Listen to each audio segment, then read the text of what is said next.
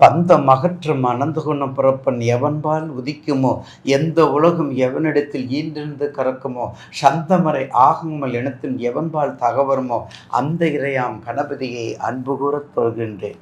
அருள்மிகு மாணிக்க விநாயகருடைய திருவடியை வணங்கி, பிரசன்ன விநாயகர் திருவடியை வணங்கி, அருள்மிகு 48 மண்டல கால மகா கணபதியினுடைய கோடானக்குடி திருப்பாதம் திருவடி தாமரையை வணங்கி, இன்று நிகழும் மங்களகரமான விசுவாவசு வருடம் 13/7/2025 ஆனி மாதம் 13ஆம் நாள் ஞாயிற்றுக்கிழமை காலை சுமார் 9:36 மணி அளவில் அனுக்கிரகமும் அனுகூலமும் தர்மமும் நீதியும் நேர்மையும் கொடுக்கக்கூடிய அருள்மிகு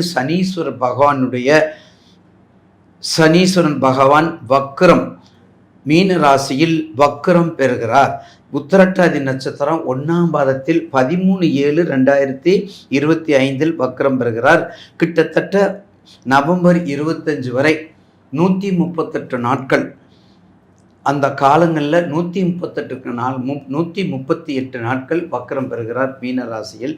ஒருவனுக்கு அவரவர் கர்ம வினை பூர்வ புண்ணியம் பலத்திற்கு ஏற்ப நன்மை தீமைகளை வழங்குவதில் சனிக்கு நிகர் சனீஸ்வரர் தான்.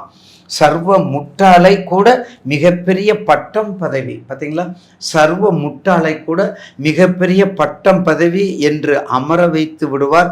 அதே நேரத்தில் அதி மேதாவிகள் அதி புத்திசாலிகள் பெரிய ராஜதந்திரிகளை கூட தெருவில் தூக்கி எறிந்துருவார். பல காரியங்களை கண்ணியமிக்கு நேரத்தில் நடத்தி காட்டும் சர்வ வல்லமை படைத்தவர். பல காரியங்களை சர்வ வல்லமை படைத்தவர், நடத்தி காட்டக்கூடியவர். ஒருவருக்கு அவர்களின் கர்ம வினைப்படி கெட்ட நேரம் வந்துவிட்டால் அவர் எவ்வளவு பெரிய ஆளாக இருந்தாலும் அவர் யூகிக்கு முன்பே எல்லாம் நடந்து முடிந்துவிடும். அவர் எவ்வளவு பெரிய ஆளும், தொழிலதிபராக இருந்தாலும் சரி, பெரிய கலெக்டராக இருந்தாலும் சரி, அதாவது அவர் யூகிக்கு முன்பே எல்லாம் நடந்து முடிந்துவிடும். அதே நேரத்தில் சனி பகவானுடைய யோக பலன்கள் அனுபவிக்க வேண்டும் ஜாதகத்தில் இருந்தால் அவரை எந்த உயரத்தில் கொண்டு செல்லும் வல்லமை உள்ளவர். ஆகையால் தான் சனியை போல் கொடுப்பவனும் இல்லை கெடுப்பவனும் இல்லை, சனி கொடுத்தால் அதை யார் தடுப்பார் என்ற பழமொழி ஜோதிடத்தில் வந்திருக்கின்றது. இப்போ நம்ம கடகத்துக்கு வந்தால் காலபுரசுக்கு 4ஆம் இடம். அப்போ யானைகளும் எறும்பும் எப்படிப்பட்ட தன்மை, எப்படிப்பட்ட குணம், பூனைகள் எலிகள் எப்படிப்பட்ட குணம், சிறுத்தையும் மான்களும் எப்படிப்பட்ட குணம், பார்த்தீங்களா, சிறுத்தையும் மான்களும் புலியும் மான்களும் எப்படிப்பட்ட குணங்கள். இப்போ கடகத்துக்கு மிக அற்புதமாக இருப்பார். ஏன்னா இயல்பாக சனியும் சந்திரனும் என்னைக்கு ஒன்று சேர மாட்டாங்க. அப்போ வக்ரமாகும்போது கடகம் எப்படி இருக்கும்? கடக ராசிக்காரவங்களுக்கு இது ஒரு சகாப்தம், இது ஒரு வரலாறு, இது ஒரு பெட்டகம், இது ஒரு அற்புதமான நேரம். கடந்த காலங்களில் இழப்பதற்கு ஒன்றுமில்லை, எல்லாத்தையும் இழந்துட்டீங்க.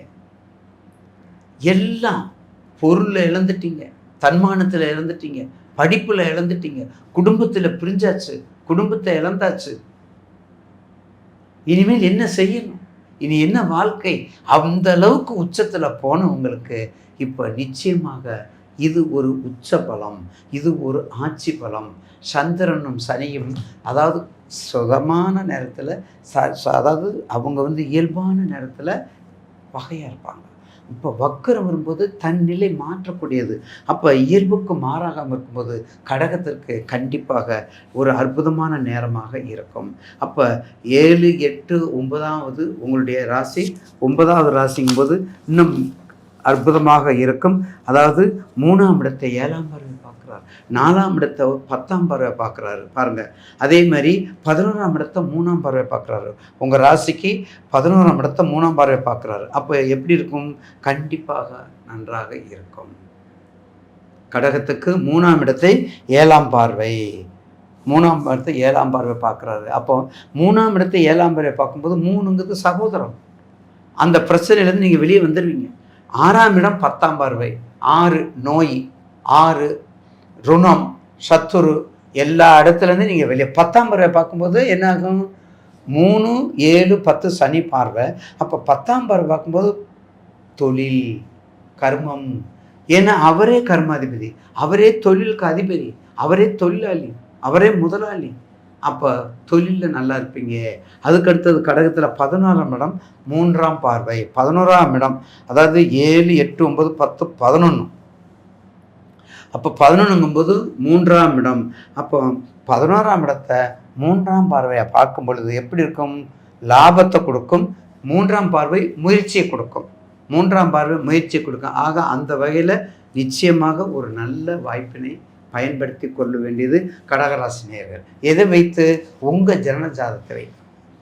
உங்கள் ஜனன வச்சுட்டு சரி அந்த பாயிண்ட் முடிஞ்சிருச்சா? அப்போ என்னங்க தொழில் பண்ணலாம்? நான் ஏற்கனவே உங்களுக்கு பலமுறை என் அடியார்களுக்கு என் நேயர்களுக்கு சொல்லியிருக்கிறதுல, தெரிந்த தொழிலை விட்டவனும் கெட்டான், தெரியாத தொழிலை தொட்டவனும் கெட்டான். அப்போ அப்படி இருக்கும்போது என்ன தொழில் செய்யணும்? நீங்கள் நீர் சம்பந்தப்பட்ட அனைத்து தொழில், நீர் சம்பந்தப்பட்ட அனைத்து தொழிலும், மீன் சம்பந்தப்பட்ட அனைத்து தொழிலும். மீன் நீரில் வாழும் எந்த பிராணியாக இருந்தாலும் சரி உங்களுக்கு நல்ல ப்ராஃபிட். டெக்ஸ்டைல்ஸ், பூக்கள், கேட்ரிங் நல்லா வரும். கேட்ரிங் நல்லா வரும். ஆராய்ச்சி அறிவு,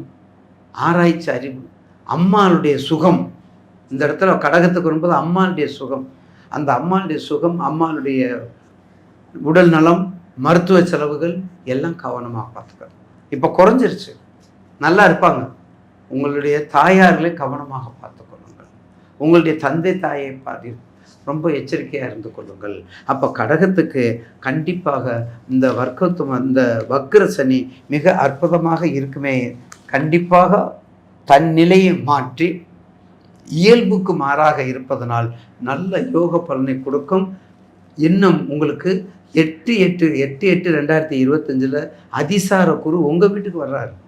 அப்போ உங்கள் வீட்டுக்கு வரும்போது உங்கள் ஜாதகத்தில் குரு எங்கே இருப்பார்? மகரத்தில் குரு இருந்தால் ரொம்ப சூப்பராக இருப்பீங்க.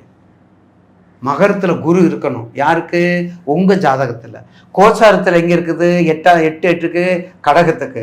அப்போ 8லேருந்து கடகத்தை பார்க்கும்போது 7ஆம் பார்வையை பார்க்குறாரு. அட்லீஸ்ட் 7ஆம் பார்வையை பார்க்குறாரு. அதுக்கடுத்து சனி குரு இருக்கணும். குரு சண்டால யோகம். மீனத்திலேயாவது குரு இருக்கணும். மீனத்தில் குரு இருந்தால் 7, 8, 9ஆவது பார்வையை பார்க்குறாரு. அப்போ 5, 7, 9 அப்படி இருந்தது. அப்போ உங்கள் ஜனனஜாதத்தில் அப்படி இருக்கணும். அப்படி இருந்து கொண்டால் மிக நற்பலனை கொடுக்கும் என்பதில் மாற்றுக்கிறதே இல்லை. யாருக்கு? கடகத்துக்கு. எனவே கடகத்தில் இருக்கக்கூடிய புனர்பூசம், பூசம், ஆயில்யம், புனர்பூசம், பூசம், ஆயில்யம், புனர்பூசம் தட்சிணாமூர்த்தி வழிபாடு நல்லா பண்ணுங்க.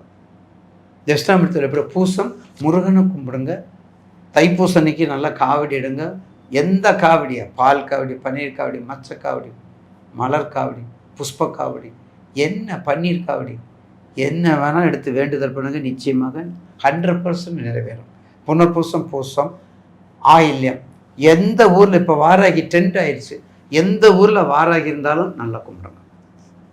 எந்த ஊரில் வாராகி இருந்தாலும் 16 பிரதர்சனம் போய் நான் ஏற்கனவே சொல்லியிருக்கிறேன். வாராகி காளிக்கெல்லாம் 16 பிரதர்சனம் சுற்றுங்க, 16 விளக்கு போடுங்க. அம்பாள் உங்களுக்கு நல்ல அருள் கொடுப்பார்.